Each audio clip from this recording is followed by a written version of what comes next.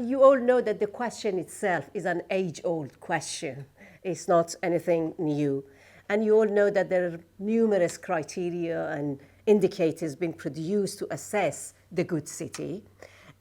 Similarly, there have been many sort of epithets and adjectives that have been created to define it, you know, livable city, just city, a smart city, etc., etc. But as far as we know, nobody has yet come up with a definitive answer about what's a good city. Probably because both city and good are contested concepts. For example, it's not always clear where the urban ends and the rural begins. The notion of good often invokes question of good for whom, who decides, and so on. So, having said all of that, you might wonder why, therefore, we are revisiting this question again. Well, I can reassure you that our motivation for doing so is not based on finding a definitive, universally applicable answer to the question, but rather to provoke a dialogue. We thought it would be helpful to frame the discussion around sort of three key questions or areas. And the thing that we thought it would be useful to start with is this question of what are the key components of a good city from your perspective?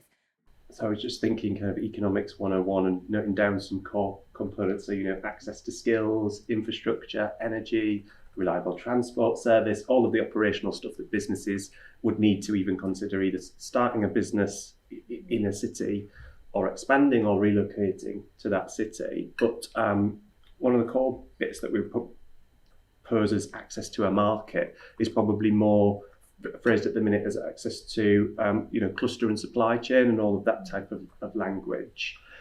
I also agree, I will just quickly say from a business perspective, that this idea of dialogue and having a stake in a city and influence over that stake is really important, as well as obviously young people having a voice in all of this. Businesses love cities where they can have that active dialogue with policymakers and they can have political influence. Whether that's on informing what type of skills investment needs to be done or infrastructure investment, etc. It goes on to this question of what makes cities better. The better cities are cities that ask better questions and engage with people who want to input to the answers to those questions. So when we're looking at things like Northeast evolution, business community are really behind that. We hear that a stronger regional devolution deal is for the better, because then we can have a bit more of a coordination across the whole patch, not just cities but the rural.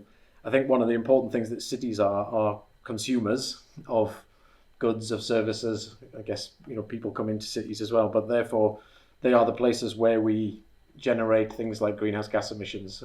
So to me, cities have to be leaders in the transition to decarbonisation. They are the places where most of our CO2 emissions are generated, and therefore they're the places where the big wins are for getting to net zero. But cities are also places where all our economic activities, or a lot of our economic activity, takes place, and where people live. So the resilience part is really important, as well as the decarbonisation part. So we have to make sure our cities are safe places, yes, from a crime perspective and from a health perspective, but also from a climate change perspective, that when these events come in the future because of climate change, our cities can deal with them, and the people who live in those cities and the businesses that are located there can continue to live their lives and run their businesses in the same way as before. Yeah, I think that's a really important point, that cities aren't static and change over time, and probably if we'd been having this conversation 50 years ago, the question of climate change would not be part of what makes a good city. And I think recognising that that's driving a huge amount of change in cities. I mean, here in Newcastle, all of the major anchor institutions have committed to net zero by 2030. And we're having to think really hard about what that means around our estate, the way in which our students and colleagues arrive and so on. So it is driving policies and places. Abigail, your thoughts? Just really, really practically, we've been talking to our audiences and communities recently about how they're feeling about being out and about more, and there's a huge enthusiasm for people to kind of connect and to sort of socialise and to get back into the city. But one of the named barriers that they give is transport, and how can they get around and move around. So it's a really important thing, I think, for us. I guess a really good example, a really recent example, which is quite exciting, is Northumberland line, which it's going to radically transform the journey experience from those communities in South East Northumberland travelling into Newcastle on a daily basis by having a rail line, less relying on other forms of transport, and hopefully intercepting traffic in terms of those car journeys. So that's just one example of many others that we can kind of do to kind of support the wider economy. How many times have we mentioned people? Cities are people, spaces for people, transport is for people, culture is made by, for people, jobs are for people, businesses are run by people.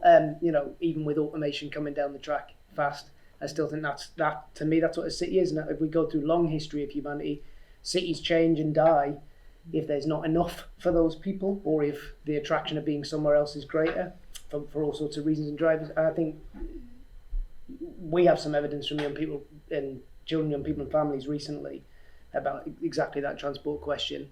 And it's not just about accessing culture, it's the choice between, for some very poor teenagers, going to sign on or paying their bills. So harming themselves by not being able to receive benefits because the cost of going to sign on for those benefits is too much. In our recent study, 92% of 11 to 25-year-olds we consulted, sample size is about 1,000, just under 1,000, said they didn't think they could realise their ambitions in this city. And that ranges from your really bright-eyed A-level students and university students to those who are struggling at GCSE and unlikely to even get a pass in maths and English. And that's quite shocking. 9 out of every 10 think they can't. There is a question of what their perception of their ambitions might be, but what's the dialogue that we then have to say, well, this is your city, it belongs to you. And I think that point with some of those sort of really stark statistics, is that sort of question around the impact of inequality. So in the city, the gaps between those who have the most and those who have the least is significant, and certainly a lot of evidence that we see is that gap is growing, not just here in Newcastle but across the country, and there is, I think, a question around whether that idea of equity is something that is important in a city context. But Neil, can I bring you in from a Gateshead point of view? If you ask anybody why is the city great, it's because of the people. I'm from Manchester, obviously it's the best city in the world because the Mancunians are the best people in the world. But so I think it's people, and I was picking up on that thing, and it's probably going to edit that part. So I suppose it goes on the similar, great city for whom? Mm-hmm. No, I think that's a really fundamental question, isn't it? People can perceive a city to be great from their perspective, but from other people's perspective, it's not great. They're facing challenges, health and well-being challenges, because they don't get access to nature, they don't get access to good quality open space. They find it, like you say, challenging to travel. They can't get to the jobs because they fundamentally can't afford the travel to get to the jobs, and they can't actually walk or cycle there because the walking cycle routes aren't there. So I think for me, it's the people and deciding who it is a great city for. Obviously in Gateshead, we have an initiative called Thrive, which is making sure that everybody in our community thrives. Unfortunately, not everybody in our community does thrive. Over 50% of our community aren't thriving. They're not coping or just coping, and with the living crisis coming down the tracks, a lot of people will be tipped over into not coping. One of the things that I think came through as a theme for me, and particularly thinking about it in the context of climate change, but more widely, was that sense of resilience and adaptability as well, the way in which places change over time. And I suppose just thinking of some of those different aspects that we've discussed, and Abigail, you mentioned Copenhagen as an example. Just moving into the sort of second areas is kind of what are the places that we visited, lived, experiencing, that the cities that really make you think this excels either in one of those aspects or in bringing them all together. So. I don't get out that much, but I have been to Copenhagen, so I could perhaps say a little bit more about that if that's useful to come in. So one of the things that I think of in relation to Copenhagen is that it's a series of not quite villages, but small towns that are together, and those different kind of parts of the city have quite different feels. They have identities, but they also have lots in common. And as I mentioned before, I think they're really well connected. One of the things that just thinking about community and about design and how people and structure kind of fit together, one of the things that I think is really considered is how housing is laid out, how public space is laid out, how access to facilities are kind of defined, and that's all quite localised within, you know, a city. And I've been thinking about that quite a lot through the last couple of years as we've all been thinking about having to stay at home and the differences in what are kind of how far we could go, really. I suppose we've all had a period where we had to be much more local, and so even within our city here, our experience of it has probably been more local than it would have been kind of previously. And coupled with that, this sense of the massive shift that's happening in retail and what the question of centre is, I think there's some interesting things to think about there, about how both structurally, but also to the point that we've been hearing about, you know, actually it's about people. What does that mean for community? So I suppose one of the things that I experience in Copenhagen is that whilst it's a capital city, it is a community place, and that feels like that's a positive thing. We can create this great kind of parceller city, this great village, but then it becomes highly desirable, and gradually poverty just moves further and further to the outskirts. So I don't know how to solve that. But I think gentrification is an issue that needs to be on the table kind of from the get-go when we're designing these narratives. I also really agree with the idea that yes, cities are for people, but they're entangled messes. You know, they're entangled with their environments. They're built on land, on soil, on living kind of material.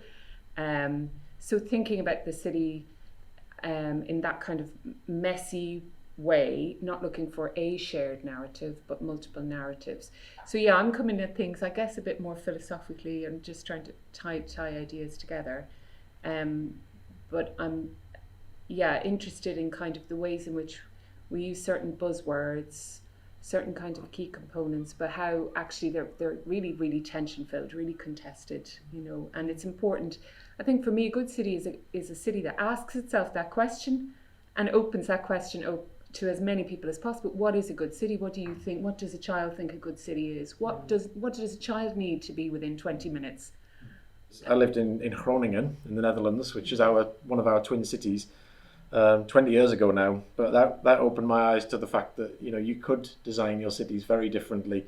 And what they did was pretty much closed off the centre of the city to car traffic and said, if you want to get from one side of the city to the other, you have to go out around the ring road and come back in. So it made car travel very slow, and it made walking and cycling very, very fast. And that really turned the city around, so that if you wanted to get to the shops or the doctors, it was much faster to walk or cycle than it was to get in a car and pop down the road. Just from a local authority perspective, are there places that Gateshead has looked at that you would say that there's some interesting ideas there we could learn from? I mean, I suppose from my point of view, not recently. I mean, when I used to work for Newcastle, we did a lot of work with European partners, and Malmo always struck me as a good city where they were well integrated, and I think all cities have the same challenges, don't they? Like you say, they're always evolving. The world's changing around us. It's very difficult to say Malmo is a good city and it will always remain a good city. I'm sure if I go to Malmo now and I talk to the planners in Malmo, they'll say, "Oh, such and such is wrong." I think as humans, we're always striving to improve our cities. I think picking up on the point about transport, it is a key component, and I think as a local planner, it's a sort of chicken and egg discussion. So where do you put the development, and how do you access the developments, or do you decide where you access the developments is where you should be putting the development? So I think for me, what makes good places is understanding transport and how we remove our dependency on carbon-based travel in particular. I suppose the point that I wanted to make is we often get caught in government rhetoric about what we should be like as a city. For example, the London-style public transport network, or every road in the city needs to have both active travel provision and bus priority. And I think we sort of need to almost understand the kind of recognise the urban form that we live within. So it was really interesting to hear the point around the kind of tangled mess of kind of components and that tension between them as well. So, you know, what is the city that we want to be, you know, in terms of our road space, in terms of the provision there, you know, that's just one example, but in terms of densification as well, you know, we're not a relatively dense city in Newcastle compared to some others. Is that a good thing? You might think from the pandemic, it's great that we don't have all of these, you know, high-rise blocks of flats with people not having any access to outside space. So I think it's almost kind of sometimes we kind of get siloed into thinking that we should be like something else. But it's about learning from that and then starting to think about what are the good bits that we can drive forward in our planning and our investment. Thank you very much, everyone, for your contributions. Really appreciate it, and the richness of discussion, as you said, Simon, has been fantastic. And I think, you know, what has really has resonated for me, and I do think, you know, in Newcastle, Gateshead and the North East, we're very fortunate that there is a lot of that, you know, whether you call it systems thinking or collaboration, but there is a sort of and a strong sort of values-based approach to what we're trying to do. And I do think one of the exciting things, I think, potentially in the context of devolution, is our opportunity to shape some of these dialogues and do some things in a different way and test different approaches that other places, I hope, will be looking to Newcastle, Gateshead and the North East to say, this is what you need to do if you want to make a great city. So thank you very much for your contributions.